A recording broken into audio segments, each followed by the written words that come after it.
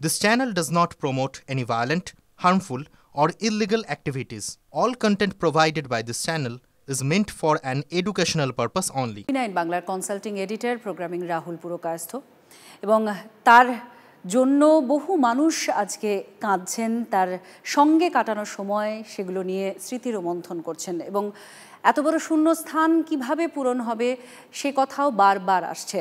তার জন্ম হয়েছিল 1964 সালের 6 ডিসেম্বর, বয়স হয়েছিল মাত্র 61 বছর। শৈশব থেকে বেলঘরিয়ার তিনি বাসিন্দা। কলোনি জীবন উত্তাল 70-এর দশকের পরিসরে তার বড় হয়ে ওঠা। খুব কম বয়স থেকে পত্রপত্রিকায় তিনি লেখালেখি শুরু করেন, তারপর সাংবাদিকতায় প্রবেশ। 8-এর দশক থেকেই তার লেখা কবিতা নিয়মিত প্রকাশিত হতে থাকে, আর পেশাদারী সাংবাদিকতা শুরু আলোকপাত পত্রিকার মাধ্যমে, তারপর দূরদর্শন, দর্পণ, তারপর খাস খবর, আর সবশেষে টিভি9 বাংলা। কর্মজীবনে একাধিক গণমাধ্যমে তিনি কাজ করেছেন। বীরেন্দ্র চট্টোপাধ্যায়, শক্তি চট্টোপাধ্যায়ের প্রভাব রয়েছে তাঁর কবিতায়।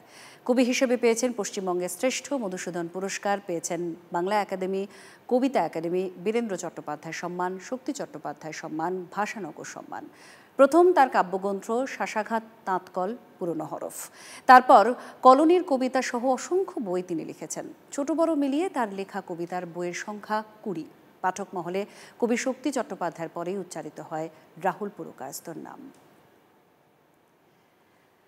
হাসপাতালের একটু ছবিটা আমরা জানার চেষ্টা করব, কারণ বহু মানুষ তাকে শ্রদ্ধা জানানোর জন্য উন্মুখ হয়ে রয়েছেন, তাকে শেষবারের মতো একবার দেখার জন্য উন্মুখ হয়ে রয়েছেন। সুপ্রিয় আমাদের প্রতিনিধি আমাদের সঙ্গে রয়েছেন। সুপ্রিয়, একটু কারা কারা এসেছেন, কি বলা হচ্ছে হাসপাতালের তরফ থেকে?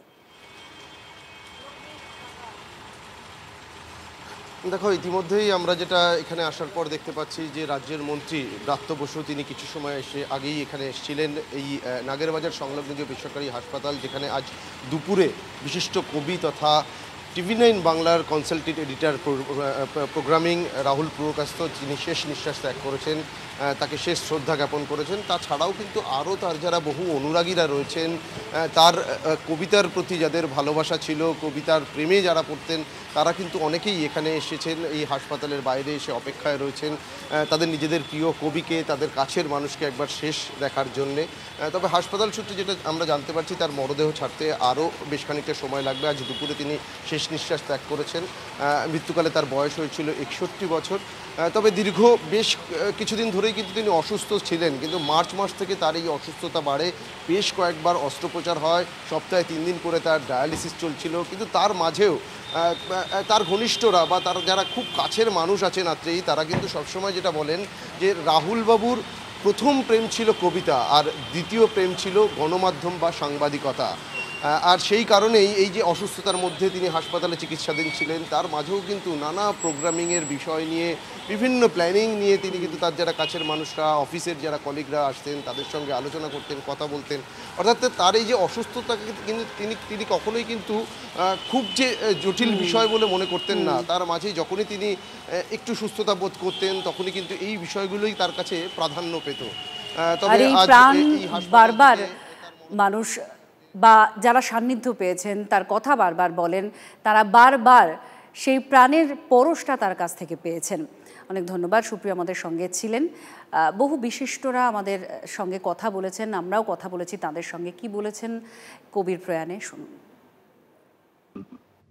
আমাদের বন্ধু এই ভেবে গর্ব হতো যে এমন শব্দ চয়ন করতে পারে, এমন কবিতা লিখতে পারে, যে আবার নাটকেরও খুব সমঝদার এবং খুব নিয়মিত থিয়েটার দেখবার অভ্যেস, এবং সবচেয়ে বড় কথা নতুন কিছু ভাবনা মাথায় এলে বা দেখলে হই হই করে সেটা জানান দেওয়া এবং সেটার মধ্যে ঢুকে পড়বার যে ছেলে মানুষই, সেটা রাহুল পুরকায়স্থর মধ্যে দেখেছি।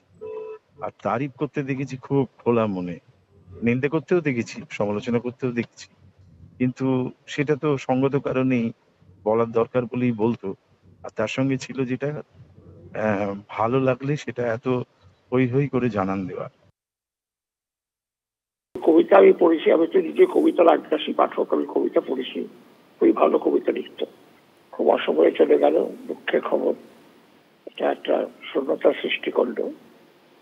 আমি তার আত্মার সদ্গতি কামনা করি।